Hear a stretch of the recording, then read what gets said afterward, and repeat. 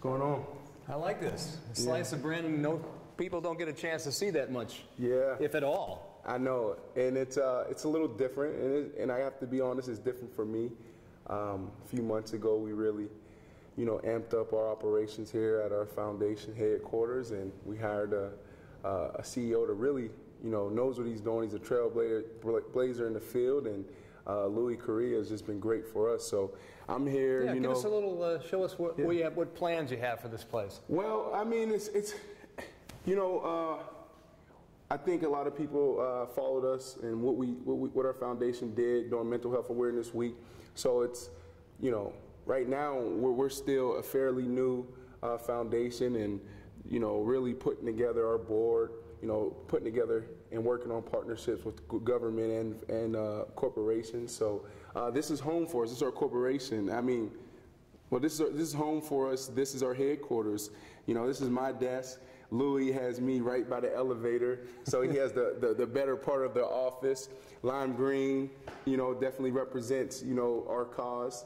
But hey, I mean, we're here, so we're just growing, and I'm probably here a few hours in Monday and Tuesday, and the rest of the days I really focus on football. I think sometimes guys, who aspire to be more than a football player, sometimes we stretch ourselves too thin, and for me, having the perfect boundaries and setup is key to success in both areas.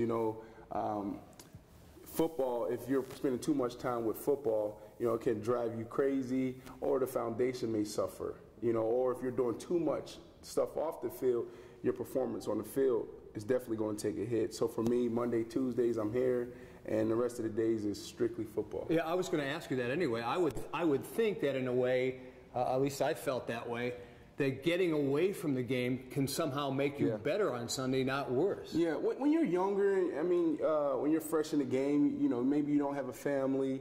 At times your workload could be a little heavier, but me being 8 years in, it's very important for me to get away from the game at least once a week. No kidding. Like where I just totally shut off from football, and this has been a great place to be for me during that time. It's just pretty cool to come in the office and just brainstorm and try to see what we're doing, next. Let's go back to the foundation for a second. You gained a lot of publicity because of the green shoes and everything, and everybody thought that was Brandon being Brandon, but that was Brandon really. Is that a Chicago thing where I don't know, all of the personalities, they say Brandon being Brandon, Manny being Manny, Mike being Mike, whatever. Which is no, but it was I thought it was very authentic from the heart, and I know it was. But some people looked at it. Well, it's just he's. Well, I really didn't get that. We didn't get that. You're always going to have critics. And if you don't, I don't think you're doing a good enough job. Right. But what we saw was a lot of people supporting us, a lot of people behind the movement. This thing is really going to turn into a national campaign. We have May coming up. Well, it's not coming up, but May is Mental Health Awareness Month, and we want to do the same thing that we did in a week, but it's bigger. So we're seeing a lot of support. Yeah, and you're seeing how. Did you ever have any idea that your personality, who you were, would be able to do such great things with regards to that? Well, I mean, I saw greatness in myself. I'm not patting myself on the back. It seemed like, I was capable of being a leader. I didn't know where, if it was going to be on a football field or in a community. In the past few years, it's just been, clear as day. Hey, I need to change my life and do better things, make better decisions, so I can be a guy in the locker room that guys lean on, or the coaches can depend on. And in the community, I really, until a few years ago, really never thought about being an ambassador in the community. Yeah, more of the to whom much is given, much is expected kind of philosophy. Yeah, absolutely. And I mean, sometimes we can look at that and run from it, or sometimes we can embrace it. And for me, I'm just trying to do the right thing with this platform that I've been given, and be responsible with being in the NFL and what comes along with it. Okay, I know that Brandon Marshall wears a lot of hats. Yeah. Most recently, the one was, maybe it wasn't a hat, but a stethoscope. Yeah. Dr. Brandon, what prompted you to say or make the prediction that Jay would be back quicker than the prognosis? Well, you know what? Just experience. Now there's a chance he may be out 4 to 6 weeks. That's the diagnosis with that injury. I tore my hamstring actually against Chicago a few years ago, that Thursday night football game, and they were like, 4 to 6 weeks. And for me, I got with Dr. Dennison out of Minnesota and did some great things, and I was back in 10 days. We played against Cleveland. We had Cleveland after you guys, and I was on the field warming up, and it was the coach's decision to sit me. It's like, hey, we don't want to risk it, but I was able to play that next game. But I think Jay is doing, some similar things, and he'll be in a position, to be out there if he wants to, if he can mentally get past it. It's one of those things where he's going to feel some discomfort, and that's the biggest challenge when, you get back and you're not 100%, fighting through that, those tweaks and, that feeling of a pull. Because it's scary. Yeah, when we were talking to him yesterday at Hallis Hall, he said, listen, I want to be back as soon as possible. I need to be with the fellas. How do you temper that a little bit and say, hey, listen, Jay, you're not ready yet? Yeah. Well, it's Jay's decision. And, again, we would love to have him back, but it wouldn't make any sense for him to come back tomorrow and make it worse and we lose him for the rest of the season.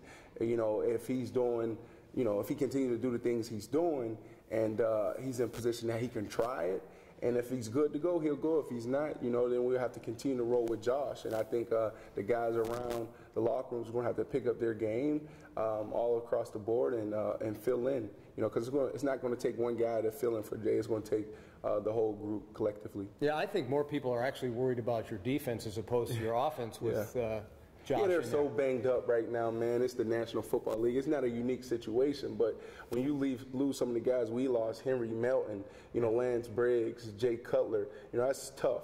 And even the guys that are, probably aren't household names, guys that, play on our special teams, those guys are just as important as, Martellus Bennett or Jay Cutler. So we're banged up right now, but it's no excuse. We got to get it done. Yep. It's really important right now for us to take control of our season and get it done going into, a hostile environment, a Green Bay Packer team that's dealt with adversity, but is good at it. They're good at, stepping up to the challenge. Yeah, and I think, you guys are totally fine on offense. As great a talent as Jay is, Josh, at least everybody we talked to at Hallis Hall, again, supreme confidence in his ability to get the job done. Yeah, we have a lot of confidence in Josh. I don't think you can ask for a better number two. This guy's one of the first in the building, and he's the last to leave. He's actually a player's coach out there. And not only is he he's a leader, but he gets guys lined up, and he's one of our emotional leaders too. So he's very inspirational, and I enjoy working with him every single day. Every receiver I've talked to in the past, when it comes to quarterbacks, said everybody's got a different. Yeah. The spiral's different. Yeah. How much different is a Josh McCown pass as opposed to a Jay Cutler pass? It's a big difference. The velocity. The way it's coming out of his hand, the timing. I call him he's like a Chad Pennington. Chad Pennington, man, you wouldn't be close to your break point and the ball's already in the air. And that's similar to Josh. Jay Cutler, he has such a strong arm, probably the strongest in football. So he has time and a little wiggle room to wait to see where you're going to be, to really watch your body language and see where you're coming, when you're coming out, where you're coming out. And it's a difference, but, we've been adjusting to it, and I think we'll be all right. In the past, you've been very vocal, talking to the quarterback and the offensive coordinator about, okay, listen, I'm going to be here, I'm going to be there. Does that kind of change? I don't know where that came from. No, Jay and I, we talk a lot. That goes back to our Denver days. I've never really been in the coach's ear, especially not here. For me, it's, hey, trusting in Jay, trusting in, the rest of the guys that we're all going to do our job, So now, Coach, has welcomed me to, to tell him my thoughts. But, I think it's best for Coach to be coach and I be player, But you have to have that relationship with your quarterback. Right. I need to hear his feedback after every single route. Well, what do you think? Especially after, we didn't connect. How can we do better the next time? And so basically, those are the kind of conversations that you're having on the sidelines that people see on television. Hey, Brandon's in his ear. And no, they're just talking about, hey. Yeah. Well, I don't know. I don't think that was ever been a conversation of Brandon's in his ear. No. Well, there was. I mean, when it came with Mike Tice a little bit sometimes. Well, Mike Tice, I just told Mike Tice we're down by 10 points. There's 4 minutes left. Throw the ball in the end zone. Let me make a play. That's it. That's the only conversation. I wasn't trying to hear anything else. It's 4 minutes left. And we need to score, 2 times. We need 2 scores. Just throw it in the end zone. Let me make a play on this rookie cornerback. And, it was fun. Martellus probably said it better than anybody else yesterday, as only he can say it. But he said, well, now Jay's gone, and Josh is going to have to be my new BBF, my new best friend. Yeah. Well, I just think it's probably better for us to let Josh lead and just adjust to his game. I'm not in Josh's ear. He doesn't need to think about anything else. He doesn't need to, hear my little voice, in the back of his head. So I just, it's a system. It's a science to our football. Yeah. You know where you're supposed to be, when you're supposed to be there, get there. And Josh will do his job and put it where it's supposed to be. Cover 2, the ball's supposed to go, behind this guy. Yeah. And if he gets underneath it, we're dropping the ball down. So it's as simple as that. Okay, big picture. For all intents and purposes, the season halfway through, you're 4-3, maybe not the record that you guys had in mind, but it's still all in front of you. Yeah. Going into tomorrow night's game against Green Bay. It's a critical point in our season right now. It's not a must-win game. We still control our destiny, but, you want to play your best ball, towards the, end of November, December, but it starts now. Start putting it together.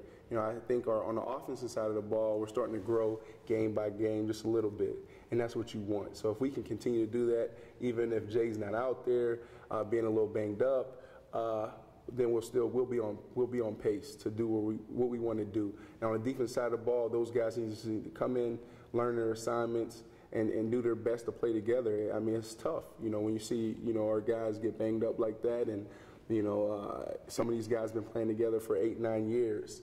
Now you got guys, rookies, coming in learning the system on the fly, or guys coming in off the street. It's tough. So it's going to take all of us to pick up our game, special teams, offense, just to get a team win.